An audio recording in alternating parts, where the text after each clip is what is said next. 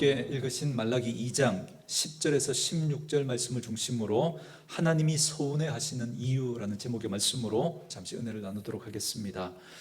여러분, 저와 여러분이 믿음 생활한다라고 하는 걸 그림을 그려가는 과정으로 설명해 드린 적이 있습니다. 그래서 믿음 생활이라고 하는 것은 하나님의 그림을 보고 지금의 내 삶을 그 그림에 비추어 살아가는 것이라고 말할 수 있습니다.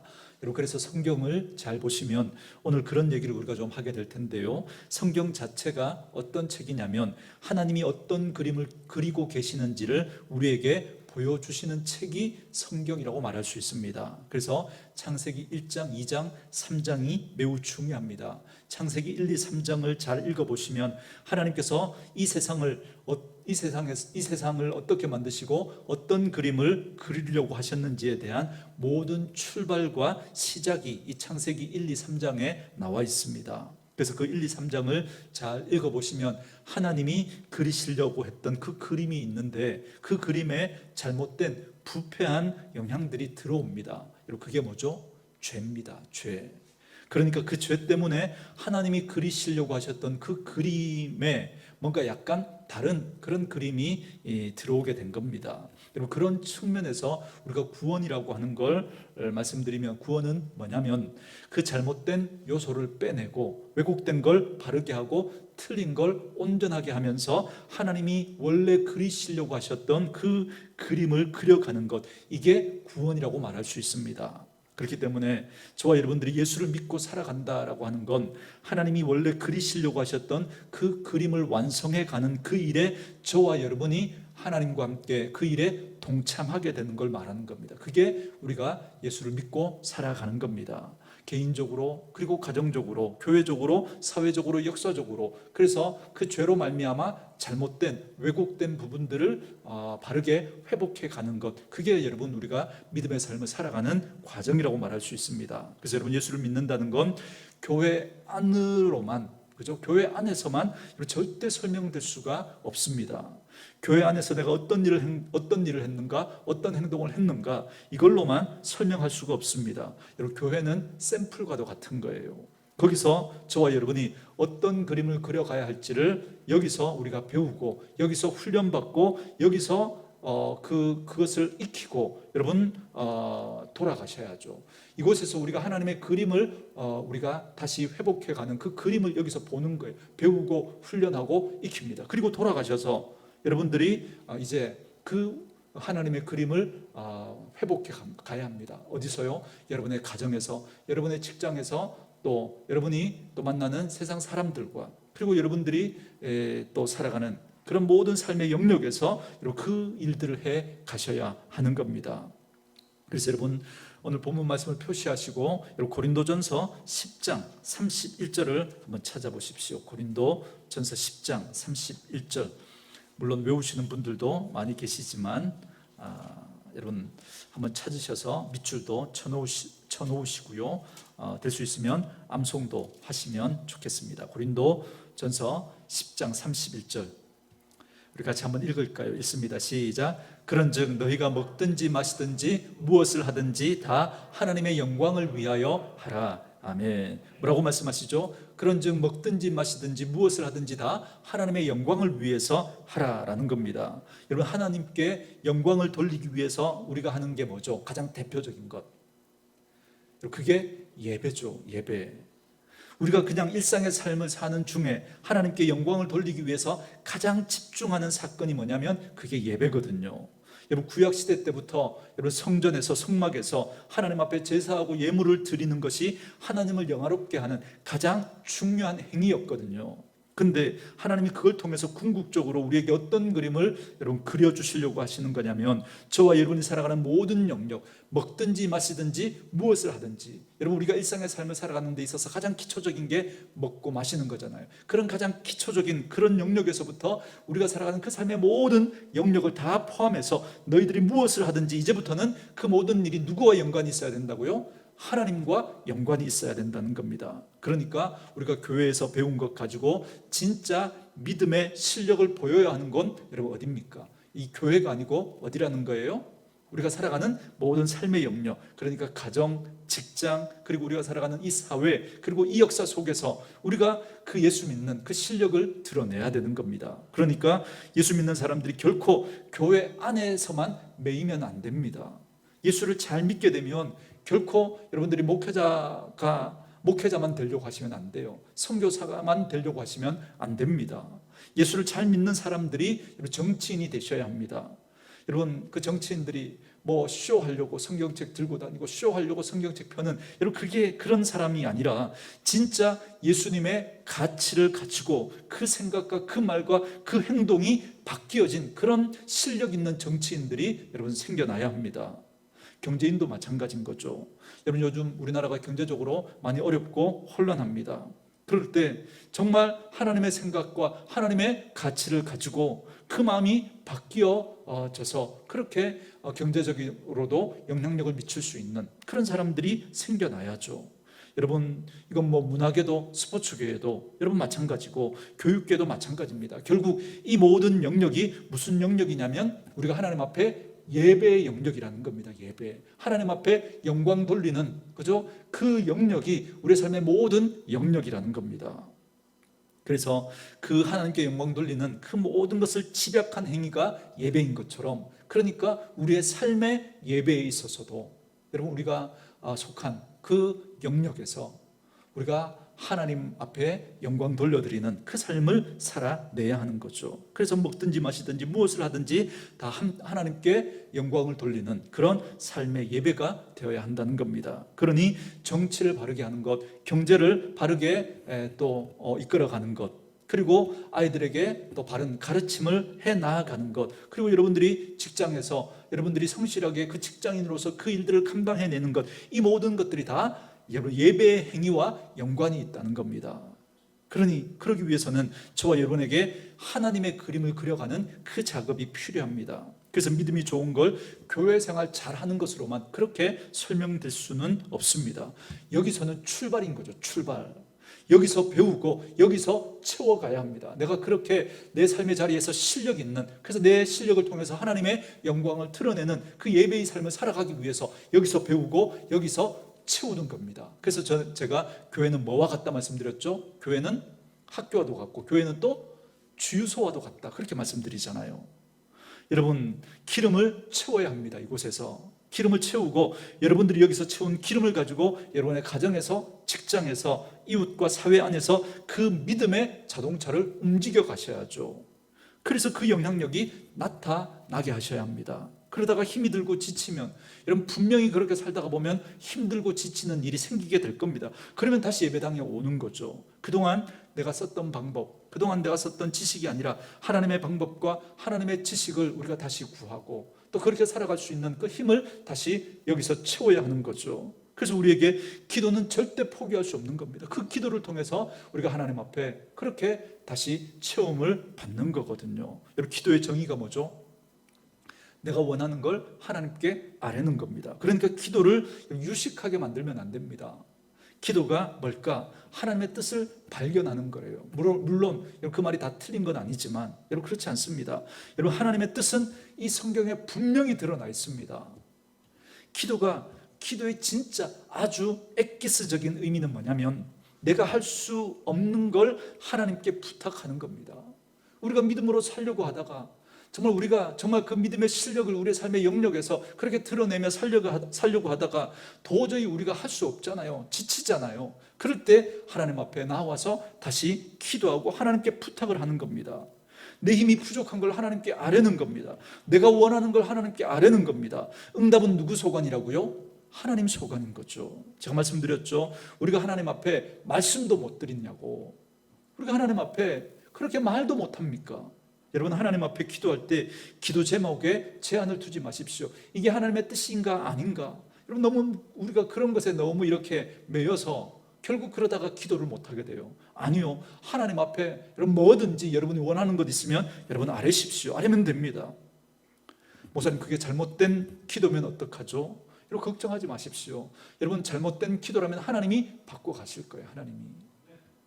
하나님 고쳐주실 거예요. 여러분 한번 잘 생각해 보세요. 우리 자녀들이 우리에게 무엇인가를 말합니다. 말하는데 그게 합당하지 않아요. 그럼 누가 수정해 주죠? 누가? 우리가 수정해 주잖아요. 우리 자녀들에게. 얘야 아직은 안 된단다. 기다려. 그건 들어줄 수 없는 거야. 그리고 우리가 또 그 이유들을 아이들에게 또 설명해 주잖아요. 그죠? 근데 우리 아이들이 자꾸 이렇게 생각한다고 한번 생각해 보십시오. 우리 부모님은 뭐라고 우리가 뭔가 좀 잘못하면 그것 때문에 날 더 혼내고, 뭔가 이렇게 부탁을 했는데 그게 잘못된 거면 막 혼내고 그것 때문에 더 야단치고 막 그러는 부모님이야. 그런 것들, 그렇게 우리 아이들이 인식을 하고, 그래서 얘들이 혼자 고민을 끙끙 하고 앓고 있으면, 우리한테 그래서 얘기도 못하고 있으면, 여러분 그건 얼마나 안타까운 거예요. 이건 잘못된 부모와 자녀의 관계인 거죠. 여러분 우리가 하나님 앞에서 어린아이처럼 나아가야 합니다. 어린아이처럼. 여러분 어린아이라는 게 뭐예요? 어린아이의 특징이 뭐죠? 순수한 거 아니라 그랬죠. 순수한 게 아니라고. 여러분 애들이 절대 순수하지 않습니다. 자기 주머니에 있는 거, 얘야 그 사탕 모사님 좀 주렴, 그러면 줄까요 안 줄까요? 열에 9은 여러분 절대 안 줍니다. 근데 제가 여러분들에게 좀 달라 그러면 여러분 줘요 안 줘요? 주기 싫어도 주잖아요. 그죠? 그죠? 여러분 뭐 주고 싶지 않으면 안 주는 거, 이게 순수한 건가? 여러분들은 순수하지 않아서 안 주고 싶은데도 주는 건가? 뭐 좀 헷갈리지만 그죠? 어쨌든 여러분 제가 말씀드리려고 하는 게 뭐냐면 애들은 안 줍니다. 애들은 안 줘요. 그런데 여러분 그 어린아이들이 갖고 있는 그 특징, 그 믿음이라는 게 뭐냐면 여러분 부모님에게 있는 그대로 나가요. 숨기지 않아요. 그리고 그 부모님에 대해서 절대 여러분 의존합니다. 어릴 때 우리 애들은 이 세상에서 아빠가 제일 힘이 센 줄 알았어요. 그래서 아빠한테 부탁하면 다 되는 줄 알았습니다. 그리고 아빠 말은 다 맞는 줄 알아요. 그런데 지금은 아니죠. 지금은 뭐 뒤에서 그죠? 무슨 말 하는지 모르겠어요. 그죠? 아빠 또 저런다고 그럴지도 몰라요. 그죠? 어린아이의 특징은 뭐냐면 여러분 그 부모, 엄마, 아빠에 대한 전적인 신뢰입니다. 이게 어린아이의 특징입니다. 여러분 오늘 어린아이 같은 믿음이라는 건 뭐냐면 하나님께 있는 그대로 나아가는 거예요. 그래서 하나님에게 전적 신뢰를 하고 하나님 앞에 있는 그대로 나아가는 겁니다. 있는 그대로 아뢰는 거예요. 여러분 기도 복잡하게 생각하지 마십시오. 이걸 구해도 될까? 구하면 안 될까? 아니요. 무엇이든지 구하세요. 무엇이든지. 여러분의 마음에 소원하는 게 있으면 여러분 무엇이든지 구하십시오. 있는 그대로. 자꾸 명분 갖다 붙여서 여러분 그렇게 하시려고 하지 마시고, 돼도 나중에 그렇게 안 할 거잖아요. 여러분 그렇게 하나님 속이려고 하지 마시고 있는 그대로 마음에 소원하는 게 있으면 그렇게 하나님 앞에 아뢰는 거죠.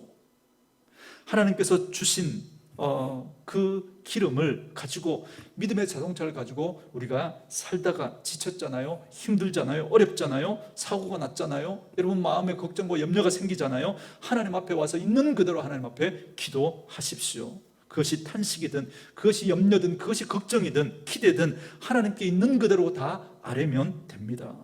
여러분 기도 어렵지 않습니다. 기도는 그냥 마치 어린아이가 엄마의 그 치맛자락을 붙들고 엄마에게 애원하고 엄마를 그 귀찮게 하는 그 행위와 유사할 수도 있습니다. 근데 우리가 너무 똑똑한 신앙인들이 자꾸 우리가 돼가는 거예요. 우리 스스로 똑똑한 신앙인들이 돼가니까 기도하기 전에 생각할 게 너무 많은 거예요. 이건 기도해도 될까? 안 될까? 이건 기도할 수 있는 기도 제목인가? 아닌가? 기도할 때 하나님이 들어주실까? 안 들어주실까? 여기까지 우리가 다 너무 복잡하게 생각하다가 보니까 정작 할 수 있는 기도는 아무것도 없는 거예요. 오늘날 그래서 어찌 보면 우리 교회와 성도들이 자꾸 힘을 잃어가는 이유가 바로 여기에 있는 건지도 모릅니다. 우리가 자꾸 너무 똑똑해지고 너무 복잡해지는 거예요. 여러분 오늘이 나의 마지막이라고 그렇게 시한부 판정을 받았어도 내 마음에 내 가족들과 더 있고 싶으면 여러분 당연히 기도해야죠. 하나님 제 생명을 연장해 주십시오. 그래서 저는 여러분 뭐 이렇게 시한부 판정을 받은 그런 분이 있어도 병원 신방 가면 전 살려달라고 그렇게 기도할 겁니다. 여러분 마찬가지입니다. 여러분도 누군가를 위해서 중보기도 하고 기도할 때 여러분들이 가지고 있는 이성적인 그 생각을 답으로 여러분 기도하지 말고 여러분들의 마음이 무엇을 원하는지를 살피고, 그래서 여러분 그걸 기도하는 거예요. 그래서 여러분 기도의 능력은 마음의 크기가 큰 사람에게 여러분 그렇게 나타나는 겁니다. 왜요? 그는 하나님 앞에 큰 기도를 하니까. 여러분, 여호수아는 너무 황당한 기도를 했죠. 여러분, 대답해 주세요. 하늘의 해를 멈출 수 있어요, 없어요? 우리, 그죠? 뭐 다 우리끼리니까. 하늘의 해를 멈출 수 있어요, 없어요? 솔직하게 없죠. 안 멈춰요, 그죠? 그러니까 우리는 기도하지 않잖아요. 하늘의 해를 멈춰달라고. 그러니까 기도하지 않으니까 응답도 없는 거죠. 우리 마음의 크기가 거기까지니까. 근데 얼마나 다급했는지 여호수아는, 여러분, 여호수아는 하늘의 해가 멈출 수 있다고 생각했을까요? 잘 모르겠어요, 그죠? 그 부분은. 그러나 그는 이렇게 생각한 거죠. 지금 너무 다급하니까 하늘의 해가 멈출 수만 있다면, 그래서 좀 이렇게 어두워지면 더 이상 그저 추격해서 이렇게 다 이렇게 그 전쟁에서 그 패잔병들을 다 이렇게 죽일 수 있는데, 그런데 이게 해가 지려고 하니까 막 너무 다급한 거예요. 그래서 어떻게 한 거예요? 하늘의 해를 멈춰달라고 기도했던 거죠. 그의 마음의 크기가, 그죠? 거기까지 이르니까, 그죠? 그 놀라운 그런 기도의 응답을 그가 받았던 거예요. 도저히 우리가 생각할 수 없었던 그런 기도를 했고, 그런 응답을 그는 받았던 거죠.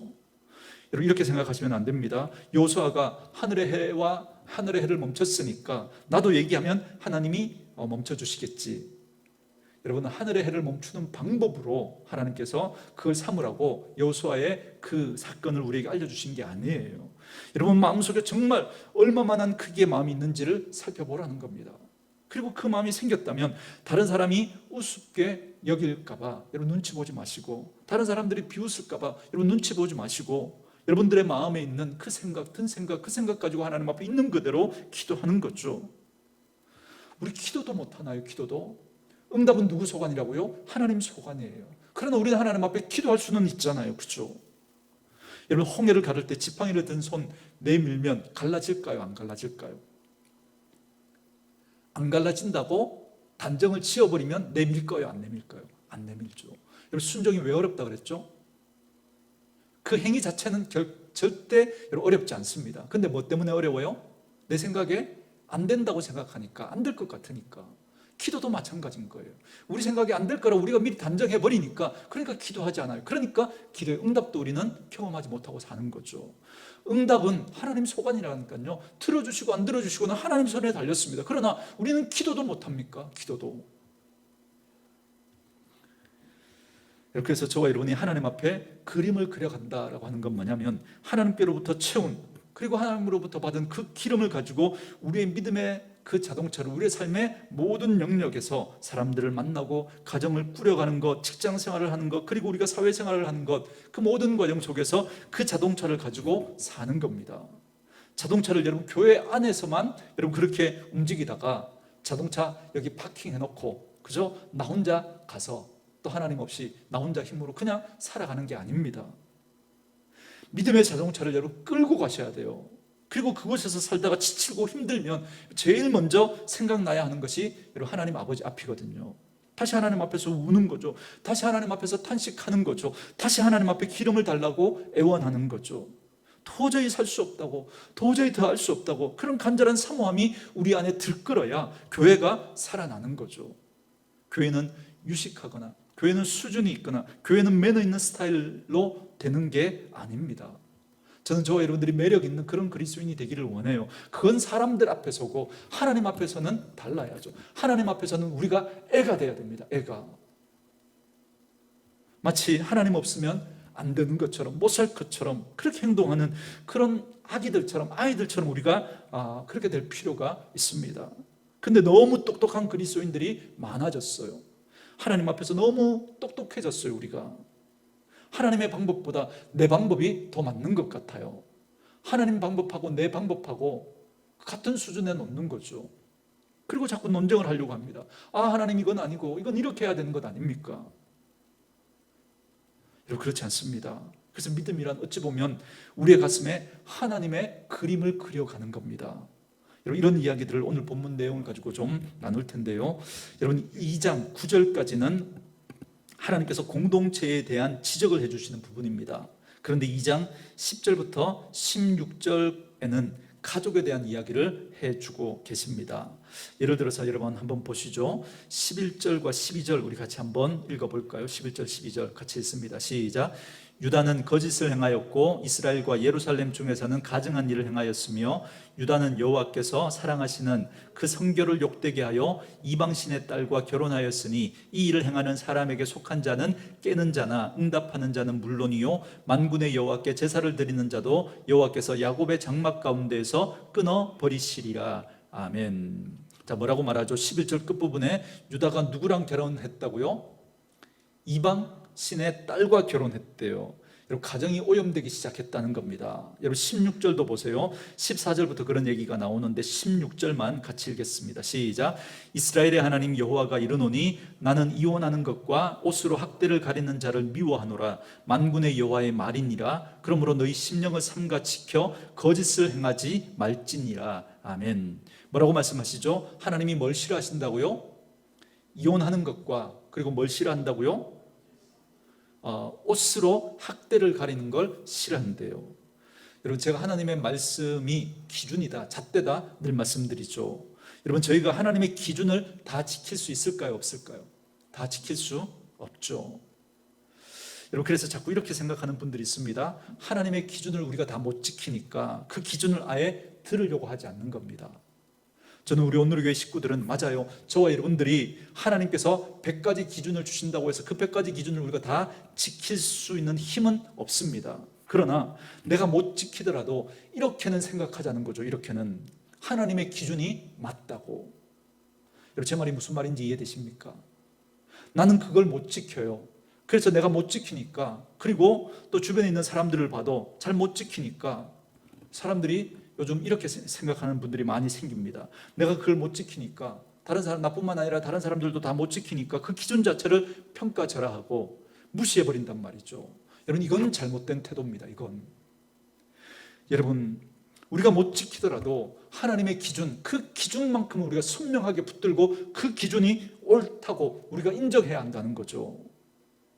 여러분, 그 하나님의 기준이 맞다고 하는 우리의 마음만큼은 우리가 지켜가야 합니다. 근데 우리는 그 기준을 내가 못 지키니까, 내가 지킬 수 없으니까, 지킬 능력이 없다고 그 기준마저 우리는 자꾸 약화시켜버리는 겁니다. 그게 여러분, 지금 우리가 살아가고 있는 이 시대의 모습이에요. 잠시 후에도 다루겠지만, 여러분, 남자가 남자를 대하는 건 죄예요, 죄가 아니에요? 여러분, 이게 죄예요, 죄가 아니에요? 성경은 뭐라 그래요? 죄죠. 분명히 죄죠. 그러면 우리 주변에 혹은 우리 사회가 그런 시각들이 자꾸 이렇게 흐려져 가죠. 태어날 때부터 그렇게 태어나는 걸 어떻게 하냐고, 우리 그걸 인정해 주자고, 그렇게 세상은 자꾸 그렇게 흘러갑니다. 그러다 보니까 하나님이 분명히 그건 죄라고 말씀하시는데, 잘못된 것이라고 말씀하시는데, 그걸 인정해 주자고 받아들이자고 하는 그런 교회들이 생겨나요. 그래서 그런 동성애자에게도 목사 안수를 주고 이제 목사로 인정해 주고 그런 교회들도 막 생겨나고 그럽니다. 그러나 우리는 마음속에 그 기준만큼은 선명하게 붙들자는 겁니다. 그런 사람들을 안타깝게 여기고 그런 사람들을 어떻게 도와줄지에 대한 그런 방법들을 강구해야 되겠지만, 그러나 그들 마음속에 그건 잘못된 것이라는 그건 분명히 말할 수 있어야 돼요.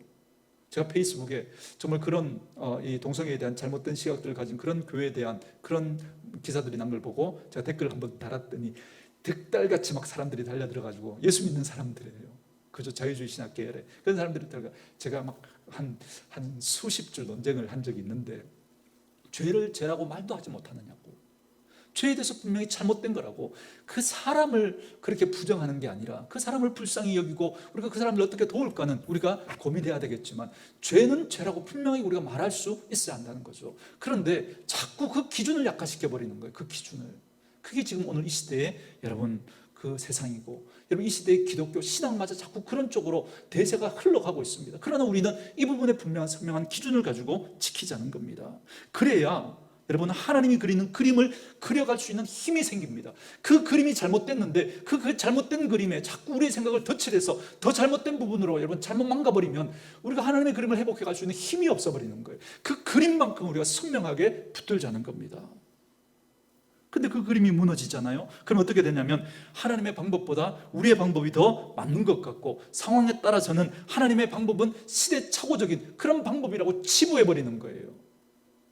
그 구약시대 그때 때나 통할 수 있는 말이고, 그렇게 시대착오적인 그런 방법으로 취급해버리고, 오히려 우리가 더 깨어있는 것 같고 우리가 더 문화적인 그런 대안들을 가지고 있는 것처럼 그렇게 살아가는 사람들로 오해해버리는 겁니다. 지금 그런 시대가 돼버렸단 말이죠. 그러면 결국 하나님이 그리신 그림이 자꾸 오염돼 버리니까 이런 하나님의 그림을 회복할 수 있는 방법이 없어지는 거예요. 그래버리면. 그래서 점점 더 우리의 가정과 그리고 우리 사회는 점점 더 왜곡된 모습을 그렇게 흘러갈 수밖에 없는 겁니다. 그래서 오늘 첫 번째 메시지는 뭐냐면 하나님의 그림을 선명하게 그리자는 겁니다. 적어도 우리들은, 저와 여러분들이 특별히 오늘 본문에서 가정에 대한 얘기를 하고 있습니다. 여러분, 그러면서 하나님이 가정에 대해서 뭐라고 말하느냐면 하나님이 이혼하는 거 기뻐하시지 않는다 말씀하시죠. 그리고 하나를 덧붙여줬어요. 뭘 가리는 걸 좋아하지 않는다고요? 옷으로 학대하는 자를 가리는 걸 좋아하지 않는다고요. 아내를 막 폭행하고 그거 가리려고 옷으로 하는 그거 싫어하신다고 말씀하시는 거죠. 왜 이 이야기를 써놨을까요? 하나님께서 이혼하는 거 좋아하지 않습니다 라고 말하면 우리에게 떠오르는 생각이 있죠. 목사님, 그러면 내가 이렇게 두들겨 맞고 살아도 이 결혼 생활을 유지해야 합니까? 이런 언어 폭력을 당하면서도 내가 이렇게 그렇게 이 사람을 만나고 이 사람과 계속 살아가는 게 정말 맞는 겁니까? 이 상황도 내가 참으란 말입니까? 이런 생각 드시죠. 근데 기억하십시오. 기준만큼은 하나님은 이혼하는 거 좋아하지 않으시지만 또 뭣도 하나님 좋아하시지 않는다고요? 무엇도? 학대하는 것도 뭐 하신다고요? 좋아하지 않으신다고요. 그런데 이스라엘 사람들이 보니까 그들 안에 그런 일들이 자꾸 비일비재하게 일어난단 말이죠. 하나님의 명확한 기준이 있어요. 그럼에도 불구하고 그 기준이 그들에게 영향을 주지 못하는 거예요. 그래서 아내를 함부로 막 버리고 그런 일들이 생겨나고 아내를 학대하는 일들이 막 생겨나고 그렇게 되는 거예요. 그리고 고린도서에 보면 뭐라고 말씀하세요? 예수 믿는 이들에게 너희는 믿지 않는 자와 뭘 같이 하지 말라 그래요? 멍에를 같이 매지 말라 그랬죠. 이게 하나님의 기준입니다. 이 말을 여러분 우리 많이 들어왔잖아요. 여러분, 예수 믿는 사람이 예수 안 믿는 여인이나 그런 남자랑 여러분 결혼해도 돼요? 안 돼요? 어렵죠. 목사님, 예수 믿는 사람과 결혼하고 싶어도 예수 믿는 남자가 없는데요? 참 어렵죠. 근데 기준은요? 하나님은 뭘 원해요? 의와 불법이 어찌 함께하며 빛과 어둠이 어찌 사귀며 그리스도와 벨리알이 어찌 조화되며 믿는 자와 믿지 않는 자가 어찌 상관하며 하나님의 성전과 우상이 어찌 일치가 되리요. 이렇게 말해요. 이게 기준이에요. 이게. 근데 살다 보니까 사람을 만나다가 보니까 하나님을 안 믿는 사람을 만나게 되고 사랑에 빠진 거예요. 그래서 그래도 뭘 기억하고 있어야 돼요? 기준은 우리가 기억해야 되죠. 안 됩니다. 그걸 회복할 수 있는 힘이, 여러분 그 기준이 우리가 선명하게 있어야 그걸 회복할 수 있는 힘이 생기는 거거든요. 저는 여러분의 자녀를 위해서 물론 저도 기도하고 여러분의 자녀들이 기도하겠지만 여러분들의 자녀들이 정말 배우자를 만날 때 꼭 하나님을 믿는 그런 자녀된 사람 만나도록 여러분 기도하셔야 됩니다. 이런 생각 드실 수 있죠. 아니 목사님, 예수 안 믿어도 걔 전도하면 되지 않겠냐고. 그러나 여러분, 가정은 성교지가 아니라 가정은 축복의 장소여야 합니다. 여러분 한번 잘 생각해 보십시오. 가정을 여러분 성교지로 삼으시면 안 됩니다. 가정은 하나님께 복 받는 장소가 되어야 됩니다. 그리고 그 받은 복으로 다른 이들을 선교하는 그런 가정이 되어야죠. 우리의 기준은 여러분 명확해야 합니다. 근데 예수 안 믿는 남편과 아내를 만난 그런 분들을 제가 참 많이 봤습니다. 정말 청년 때, 젊었을 때는 그렇게 주님 앞에서 헌신하고 열심히 살던 그런 분들이었는데, 그런 청년들이었는데 결혼 후에 그러지 못해서 막 안타까워하고 힘들어하고 그걸 기도 제목으로 삼고 그걸 해결해야 되니까 막 안타까워하고 힘들어하는 그런 분들 제가 한두 번 본 게 아닙니다.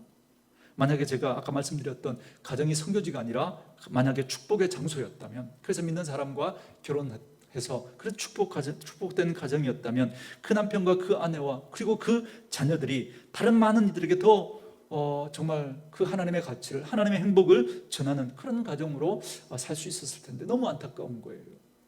오늘날 여러분 거룩한 자녀가 세워지지 않는 이유도 바로 여기 있는지 모릅니다. 여러분 거룩한 자녀, 오늘 본문이 분명히 말씀하시잖아요. 정말 우리가 하나님의 믿음으로 그렇게 가정을 세워가고 그 하나님의 가치로 살아가는 그 가정들이 여러분 거룩한 믿음의 자손을 세워갈 수 있게 되는 겁니다. 결국 오늘날 여러분 우리가 자꾸 우리 다음 세대들이 무너지는 이유도 결국 우리 안에 문제가 있는 거죠. 그러니 하나님의 그림을 그리셔야죠. 하나님의 그림이 자꾸 오염되고 자꾸 왜곡되니까 하나님의 바른 그림을 세워갈 수가 없는 거예요. 그래서 하나님의 그림을 그리는 게 매우 중요합니다. 저는 아무리 시대가 흘러도 우리 온누리교회 식구들은 가정의 소중함을 꼭 기억하시고, 그래서 아무리 요즘 사람들이 쉽게 이혼을 하고 가정을 깨는 일들이 많다고 할지라도 하나님의 기준만큼은 우리가 명확하게 붙들고 가정을 소중하게 여기고 서로가 서로를 소중하게 대하시면서 우리 가정을 향하신 그 하나님의 그림을 회복해 가시는 그런 분들이 될 수 있기를 주님의 이름으로 축원합니다. 여러분, 아까 하나님이 그리신 그림이 뭐 때문에 망가졌다고요? 죄 때문에. 그래서 구원은 뭐라고요? 죄 때문에 망가진 하나님의 그림을 다시 회복해 가는 거라 말씀드렸죠. 어떤 영역에서요? 우리의 삶의 모든 영역에서, 개인의 삶의 영역에서, 가정의 영역에서, 교회의 영역에서, 세상의 영역에서 우리가 그걸 회복해 가야 합니다. 그래서 끝내는 하나님이 그리신 그림을 완성해 가는 과정이 여러분 구원의 과정입니다. 그래서 개인의 구원뿐만 아니라 여러분 우리가 우리의 가정과 우리 교회와 이 세상을 회복해가는 그런 그림을 우리가 함께 그려가셔야 합니다. 그래서 여러분 요한계시록 마지막 장인 20장, 21장, 22장에 보면 하나님이 완성해가는 그림이 나오죠. 그게 무슨 말이겠습니까? 하나님이 원래 그려놓으셨던 그 하나님의 나라가 완성되어 갈 거라는 겁니다. 그때면 여러분 그때 우리의 육체도 변하게 될 것이고, 그리고 지금의 것이 아닌 하나님이 그려 놓으신 그 그림이 완성되게 될 거라는 겁니다. 그게 하나님의 나라거든요. 그 하나님 나라의 백성으로 우리는 아직 그 나라를 경험하지는 못했어요. 조금씩 맛보고는 있지만 완전한 그런 경험은 우리 하지 못했습니다. 그러나 그 나라가 분명히 있음을 알고 하나님이 그려가시는 그 그림을 우리가 선명하게 우리가 이 말씀을 통해서 그려가시면서 오늘을 사는 겁니다. 그래서 우리들의 삶의 모든 영역에서 하나님을 그려가는 거죠. 자녀들을 향한 하나님의 그림, 여러분 개인을 향한 하나님의 그림, 우리 가정을 향한 하나님의 그림, 우리 교회를 향한 하나님의 그림을 그려가는 겁니다. 그리고 그 그림의 한 부분이 되어 우리는 또 어떤 태도와 자세로 그 가정을 지켜가야 할 건지, 어떤 태도와 자세로 가정을 만들어가야 할 것인지, 어떠한 태도와 자세로 우리 자녀들의 가정을 만들어 줄 것인지를 우리가 선명한 기준을 가지고 우리가 기도하며 준비해야 하는 그 모습이 필요하다는 겁니다. 그래서 또 한 번 말씀드리죠. 기준을 명확하게 붙드시라고. 아무리 세상이 그렇게 흘러가더라도 우리마저 그 기준을 그냥 약화시켜버리고 타협해버리신다면 절대 하나님의 그림은 회복해 갈 수 없습니다. 저는 저와 여러분들이 이 가정에 대한 하나님이 그려가시는 이 그림을 분명하게 그려가시면서 여러분들의 가정이 행복한 축복의 장소가 되어줄 수 있기를 주님의 이름으로 축원합니다. 그래서 여러분의 가정에 정말 필요한 부분들이 있다면 여러분 망설이지 마시고 그것이 무엇이든 돈이 필요하면 하나님 저도 돈 걱정하지 않고 좀 살 수 있게 해주십시오. 이렇게 기도하시고, 그게 건강의 문제라면 하나님 앞에 그 문제를 놓고 하나님 앞에 기도하셔서 여러분 가정을 통해서 하나님이 그려가시는 그런 그림들이 회복되어져 갈 수 있기를 주님의 이름으로 다시 한번 축원드립니다. 두 번째로 생각할 건 뭐냐면 하나님의 징계를 마음에 두어야 한다라는 것입니다. 여러분 10절에서 16절 말씀은 하나님께서 이스라엘 백성들에게 주시는 신실하지 못한 그 이스라엘 백성들에게 주시는 징계의 말씀입니다. 여러분 하나님의 경고의 메시지를 가벼이 듣지 마셔야 합니다. 하나님께서 저와 여러분들에게 하나님의 관계를 설명하실 때 두 가지 대표적인 관계로 설명하십니다. 하나는 부모 관계, 그죠? 부모와 자식 간의 관계로 그렇게 설명을 해주시죠. 그래서 하나님은 절대로 하나님의 백성을 빼앗기지 않겠다 그렇게 말씀하시죠. 여러분 이걸 흉내낼 수 있는 인간관계가 딱 하나 있습니다. 여러분 부부 관계는 여러분 우리는 뭐 좋아할 때는 난 당신을 절대 누구에게도 안 빼앗길 거야 뭐 그렇게 이야기하지만 여러분 이거 지킬까요? 못 지킬까요? 이거 못 지키는 사람들 수두룩하죠, 그죠? 여러분 우리 상대 배우자가 조금만 신실하지 못하잖아요. 여러분 남편과 아내가 바람 피면 여러분들은 여러분의 남편 아내가 바람을 피면 몇 번이나 용서해 주실 수 있습니까? 한 번도 어렵죠, 그죠? 한 번도. 그럼 여러분의 남편이나 아내가 내가 바람 피우면 몇 번이나 용서해 줄 것 같습니까? 궁금하시면 댁에 돌아가셔서 한번 물어보십시오. 그러면 죽을래 그럴 거예요, 그죠? 그런데 부모와 자녀의 관계는 좀 다르죠. 베드로가 몇 번 용서해 주면 되냐고 그렇게 예수님께 물으니까 뭐라고 말씀하시죠? 70번씩 7번이라도 용서해 주라 그랬죠. 여러분 70번씩 7번 용서해 줄 수 있는 대상은 딱 하나 있습니다. 누구죠? 자녀. 여러분 엄마 내가 잘못했어. 그죠? 70번씩 7번 그렇게 잘못을 해도 자녀는 엄마 내가 잘못했어. 그러면 여러분 다시 기회를 주고 싶은 게 여러분 부모거든요. 그래서 하나님이 자신 있게 얘기하는 거죠. 난 너희를 절대 누구에게도 빼앗기지 않을 거라고. 근데 우리가 자꾸 의심하죠. 내가 똑바로 못 살면, 내가 믿음 생활 잘못하면 하나님이 날 버리실지도 몰라. 그렇게 자꾸 의심합니다. 여러분, 여러분의 자녀가 여러분들에게 자꾸 그렇게 생각한다면, 여러분의 자녀가 우리 엄마는 내가 70점 맞고 그렇게 오면 날 호적에서 파낼지도 몰라. 내가 80점 못 맞으면 우리 엄마는 나한테 밥을 안 줄 거야. 여러분, 그렇게 우리 자녀가 맨날 우리에 대해서 의심하며 그렇게 살아간다면 여러분 어떻게 해야 됩니까? 그 자녀들은 패서라도 정신을 차리도록 해야죠. 내가 어떻게 널 낳았고 어떻게 널 키웠는데 내가 널 버리겠냐고 정신을 차리라고. 그죠? 그렇게 혼내줘야 됩니다. 여러분은 절대 하나님께로부터 버림받지 않는다는 사실을 믿을 수 있기를 주님의 이름으로 축원합니다. 이게 성경에 나오는 첫 번째 관계고요. 두 번째 관계가 있습니다. 이 첫 번째 관계만 들으면 우리는 자꾸 어떤 생각을 하냐면 그럼 이제 나 막 살아도 되겠네? 그렇게 생각한단 말이죠. 그런 우리들에게 두 번째 관계가 뭐냐면 부부관계입니다. 부부관계. 예수님은 우리의 신랑으로, 우리는 예수님의 신부로 그렇게 설명하시죠. 오늘 여기 그런 표현을 쓰잖아요. 성결이라는 단어. 그죠? 부부관계에 있어서 제일 중요한 게 뭘까요? 부부관계에 있어서 제일 중요한 게 깨끗함이죠. 깨끗함. 남편에게 아내에게 요구할 수 있는 가장 근본적인 중요한 게 깨끗함입니다.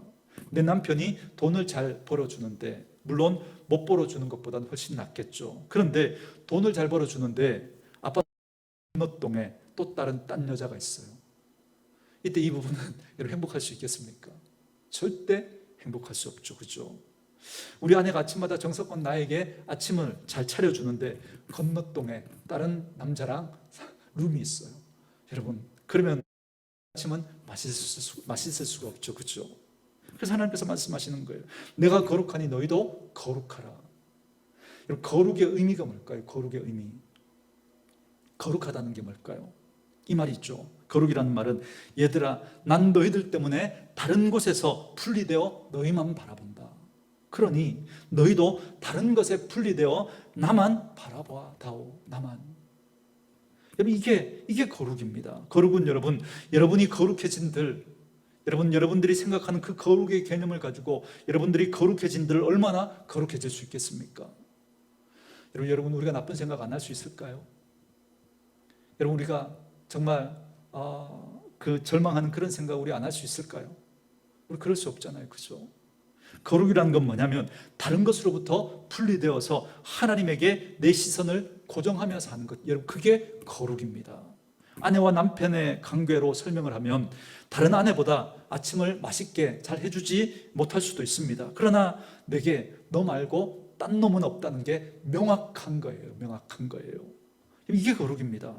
다른 사람보다 돈을 많이 벌어주지 못할 수는 있을지 모르지만 그러나 내겐 당신 말고 다른 여자는 없어. 여러분 이게 명확한 거예요. 여러분 이게 거룩입니다. 여러분은 하나님에게 어떻습니까? 하나님 말고 다른 게 좀 있다면, 하나님은 좀 덜 있어도 될 것처럼 여러분 그렇게 생각하고 있다면 여러분 그건 거룩하지 않은 겁니다. 그건 왜 우리가 죄를 범하게 되고 왜 하나님 기뻐하시지 않는, 하나님이 서운해하시는 다른 것을 우리가 선택하며 살까? 여러분 하나님으로 만족이 안 되니까 그렇습니다. 하나님께로 만족이 안 되니까. 그래서 하나님 아닌 생각이, 그래서 자꾸 다른 생각이 들어오고 불안함이, 염려가 그렇게 우리를 휘감기 때문에 그래서 우리가 다른 것에 마음이 빼앗겨서 죄를 짓게 되는 거예요. 말씀을 읽으면서 이스라엘 사람들이 이방 여인들과 결혼했다 그랬잖아요. 여러분 하나님께서 이방 여인은 안 돼 라고 그렇게 말한 게 아닙니다. 이건 민족의 문제가 아닌 거예요. 왜냐하면 예수님의 조상 중에도 여러분 이방 여인이 있었죠. 여러분 나오미가 모압 땅으로 가서 살면서 거기서 다 망하고 올 때 누구 데리고 옵니까? 모압 여인 룻을 데리고 왔죠. 그게 여러분 예수님의 조상 할머니 가운데 이 이방 여인 룻이 있습니다. 여러분 출애굽기 12장 38절 나중에 한번 꼭 보십시오. 거기 여러분 어떤 말씀이 나오냐면 이스라엘 백성들이 출애굽할 때 그죠? 이스라엘 백성 히브리 사람들만 나온 게 아니죠. 거기에 어떤 사람도 함께 포함되어 있었어요? 수다한 잡족들이 함께 나왔다, 그렇게 말합니다. 그렇기 때문에 이스라엘 백성들은 처음부터 여러분 혈통 공동체, 이런 민족 공동체가 아니었습니다. 신앙 공동체에 가깝습니다. 하나님을 인정하는, 그 하나님의 말씀을 그저 가벼이 여기지 않고 그 하나님의 말씀에 순종하는 그 신앙의 사람들이 나온 겁니다. 여러분, 그럼 왜 하나님은 이방 여인들과 결혼을 자꾸 막으실까요? 그들은 하나님 없이 사는 민족이니까 그들하고 결혼하면 자꾸 하나님의 백성들이 하나님에게서 시선을 빼앗기고 다른 삶을 살아가게 될 거니까 막으신 겁니다. 그걸 차단하신 것이지 민족에 대한 차단이 아니거든요. 믿음 없음에 대한 차단인 겁니다. 믿음 없다라고 하는 건 하나님에게만 시선을 고정하지 않고 다른 것에 시선을 빼앗기는 거거든요. 그들이 결국 이방 신들의 딸이라고 이야기하잖아요. 이방 민족이 아니라 이방 신들의 딸, 하나님 없이 다른 것을 섬기는 그 사람들과 사는 걸 막으신 겁니다. 그렇게 되면 그들이 결국 하나님에게서 누구에게로? 이방 신들에게도 그 마음이, 그 시선이 빼앗길 거기 때문에 결국 그렇게 됐잖아요. 이방인들 데려와서 그렇게 결국 어떤 일이 벌어집니까? 결국 하나님의 백성이 우상을 섬기는 백성으로 전락해버렸던 거죠. 여러분, 그런 생각 들잖아요. 왜 매일 하나님만 바라보라고 말씀하시는가? 여러분, 이건 너무 당연한 거예요, 사실. 여러분의 남편이 여러분만 바라봐야지. 여보, 난 당신이 나만 바라보는 게 너무 부담스러워. 1년 365일 가운데 360일은 나만 좀 바라보고 그렇게 살더라도 5일은 좀 다른 여자랑, 그죠? 다른 남자랑 그렇게 바라보고 다른 남자 좀 바라보고 살라고. 여러분, 그런 거죠. 1년 365일 가운데 300일은 그죠? 나만 바라보고 65일은 좀 다른 남자나 다른 여자 좀 바라보며 살라고, 부담스럽다고. 여러분, 그렇게 말하는 사람은 없잖아요. 이건 너무 당연한 거죠, 부부 관계에서. 맞아요. 항상 같이 있지는 못해도 때로 일 때문에 그런 다른 장소에 있을 수는 있지만, 그러나 그 마음에 항상 사랑하는 아내와 남편이 있어야 하는 것처럼 저와 여러분이 다른 일을 행하더라도 그 마음에 항상 누가 계셔야 되는 거예요? 하나님이 계셔야 되는 거죠. 그 마음에 하나님 중심이 그죠? 된 그 마음으로 그렇게 성결한 신부가 되어 살아가는 것이 우리가 회복해야 할 그림이라는 겁니다. 그래서 저는 오늘 이 시간에 우리 기도할 텐데요, 2가지 기도를 할 겁니다. 여러분은 여러분의 가정을 위해서, 자녀를 위해서 하나님 앞에 가장 긴급하게 기도해야 할 그 기도 제목이 무엇입니까? 그렇다면 그 기도 제목에 한계를 두지 마시고 하나님께, 우리 말도 못합니까? 하나님께 알려드린 거죠. 또 하나, 혹시 여러분들이 하나님 해결하지 못했던 부분들이 있다면 하나님만 바라봐야 하는데 우리가 다른 것에 우리의 마음이 빼앗기고 거기에 시선이 빼앗겼던 그런 부분들이 있다면 하나님 앞에 작은 소리든 또 마음으로든 하나님 앞에 토해내시고 죄송하다고 말씀드리고 다시 하나님 앞에 정말 주님만 바라보며 살겠습니다 결단하시고 그 주님만 붙드는 그런 시간이 될 수 있기를 원합니다.